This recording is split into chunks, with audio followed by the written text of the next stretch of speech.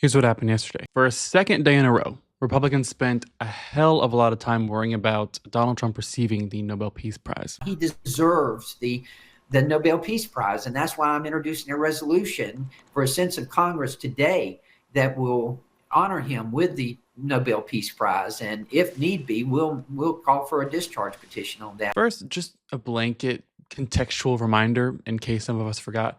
Elected officials are in office to serve the public. If these Republicans want to make a case that Donald Trump receiving credit from a group of Norwegians is in the immediate interest of America, I'm all ears. But otherwise, you just look like the most pathetic dick-riding groupies I have ever seen. Grown men.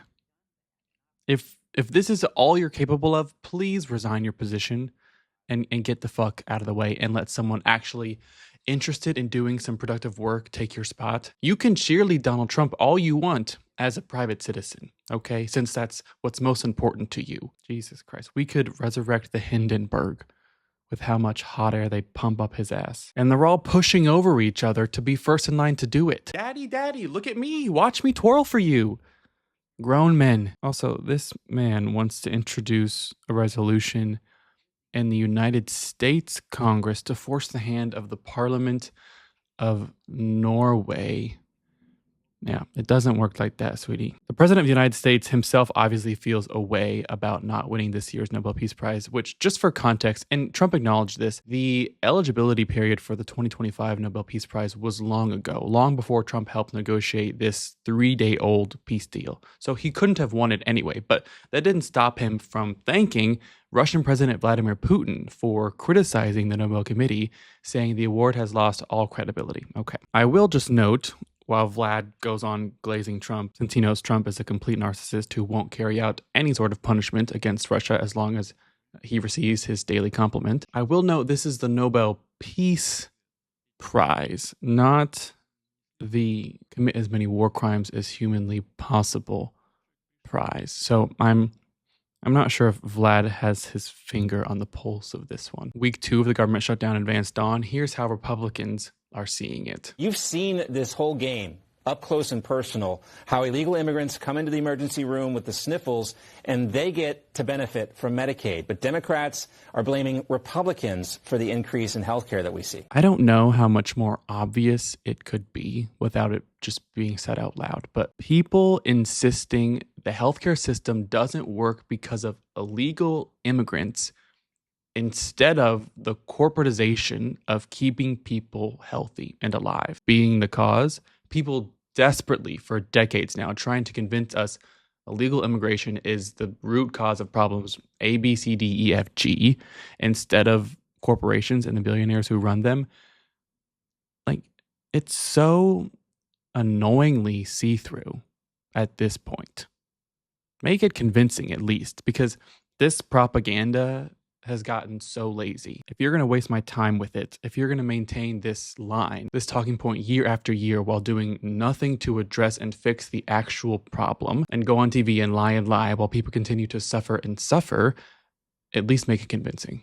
Greg Abbott had time to stop by Fox News on Friday in between sending Texas troops to invade Chicago and frantically locating every rainbow crosswalk in the state like they're fucking Horcruxes that need to be destroyed. He said this about Illinois Governor J.B. Pritzker. And he's talking about hot dog food and the Milwaukee Brewers. No wonder he's a massive failure. No wonder. Did you see what Pete Hegseth said?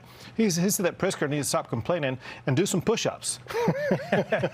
You can always count on the Secretary of War to nail this right on the top of with the hammer. Right on the top of with the hammer. Mm-hmm. That is such a dad joke from Greg.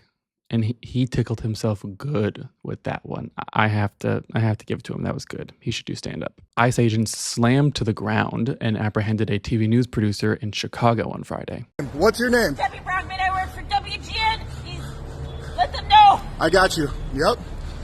Debbie Browning? Brockman, WGN. Do you guys want to share your names too, or just going to cover your face? Couldn't have asked better questions. You know, we're living through it now, so it feels more just like current events, bad current events, scary current events, but we still have to go to school. We still have to go to work. Our lives have to move forward with all of this happening around us. So it's hard. It's almost impossible to, unless it's happening directly to you, understand the gravity of it all. But in 10 years, in 25 years, in 50 years, the stain of what's going on right now is going to be just so appalling, just so ugly on this country. The same people so upset that we're not 100% proud to be American 100% of the time are the ones doing this shit. This stuff that makes me anything but proud to be American. And I just wish so terribly that my neighbors, who I don't agree with, who are far more conservative than me, would just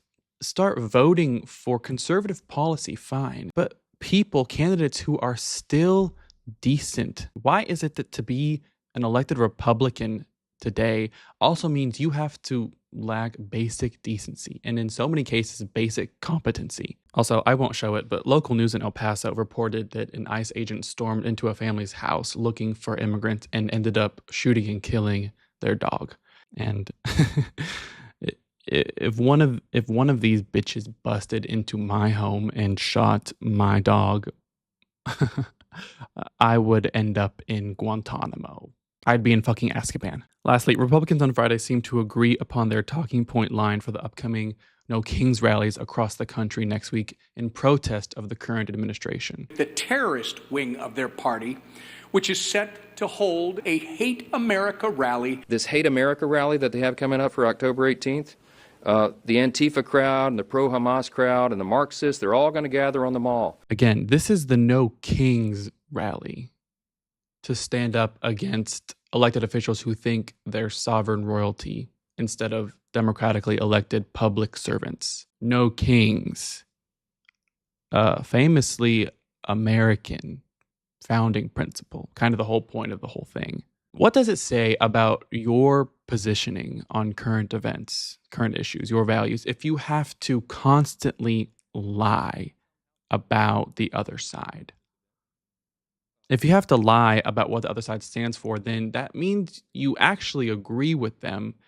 You just can't say it. It means the position you're taking publicly, right now backing a mad king for Republicans, is the wrong one, and you know it. These people stand for nothing. Their ideology is hollow. You can be as conservative as you want. You shouldn't align with this party. They have no beliefs right now other than, yes, Donald Trump. Here we are, America.